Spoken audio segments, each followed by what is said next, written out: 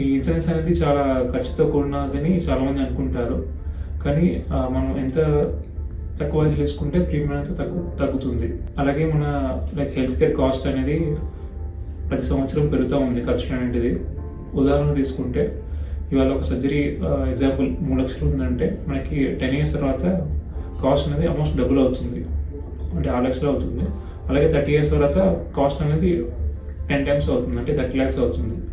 అందుకే ఇప్పుడు తీసుకునే వాళ్ళు యంగ్ 25 ఉన్న వాళ్ళు కానీ ఎప్పుడైతే మనము రన్నింగ్ చేస్తామో వాళ్ళు తీసుకున్నప్పుడు వాళ్ళు చూడాల్సిన విషయం ఏంటంటే వాళ్ళ ప్రీమియం అనేది అంటే మినిమం 50 lakhs వరకు కవర్ అయిందంటే వాళ్ళకి లాంగ్ టర్మ్లో మనకి చాలా హెల్ప్ అవుతుంది. మీకు కానీ మీ ఫ్యామిలీ మెంబర్స్కి ఇది ఒక గుడ్ ఫైనాన్షియల్ ప్రొటెక్షన్.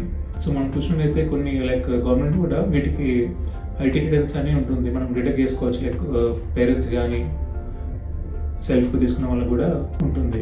అదే కాకుండా కొంతమంది ఎవరైతే తీసుకునే వాళ్ళు బీద కుటుంబీకులు బిలో పావర్టీలో ఉన్న వాళ్ళకి మనకి గవర్నమెంట్ స్కీమ్స్ అనేది చూస్తుంటాము, ఆయుష్మాన్ భారత్. దానివల్ల సుమారు మనకి ఫ్యామిలీకి 5 లక్షల వరకు ఉంటుంది కవరేజ్. దానివల్ల ఒక 10 కోట్ల కుటుంబీకులు అది తీసుకున్నారు. అలాగే స్టేట్ వైజ్ చూస్తున్నట్లయితే స్టేట్ వైజ్ మనకి ఆరోగ్యశ్రీ కానీ కేసీఆర్ కిట్ అని, సో ఇలా ప్రతి స్టేట్ వైజ్ కూడా మనకి హెల్త్ స్కీమ్స్ అనేది ఉంటుంది. టు కంక్లూడ్, హెల్త్ ఇన్సూరెన్స్ అనేది చాలా ఇంపార్టెంట్.